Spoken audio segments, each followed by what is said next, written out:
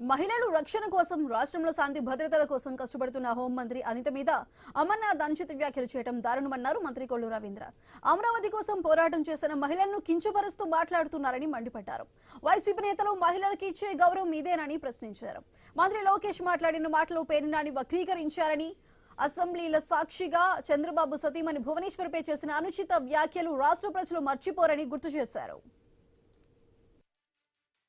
భారతీయ జగన్మోహన్ రెడ్డి గారు కూతుర్లు అనేసారని చెప్పి ఒక తప్పుడుమైనటువంటి ఆలోచనలు రేకెత్తించడానికి వాళ్ళు చేస్తున్నటువంటి ప్రయత్నం.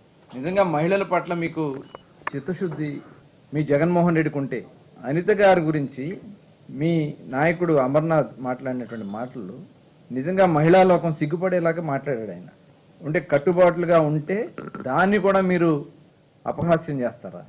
ఒక మహిళలకి ఈ రాష్ట్రంలో స్వేచ్ఛ లేదా? మహిళల పట్ల మీరు అగౌరవంగా మాట్లాడినటువంటి మాటని మీ జగన్మోహన్ రెడ్డి గారు ఫోన్ చేసి బాగా మాట్లాడావని మెచ్చుకుంటాం. ఇది కరెక్ట్ పద్ధతి కాదు.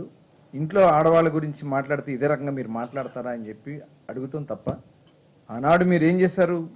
మరి అన్న నందమూరి తారక రామారావు గారి కుమార్తె భువనమ్మ గారి గురించి ఒక నిండు సభలో మీరు మాట్లాడినటువంటి మాటలు ఇంకా ప్రజలు మర్చిపోలేదనే విషయాన్ని గుర్తుపెట్టుకోండి.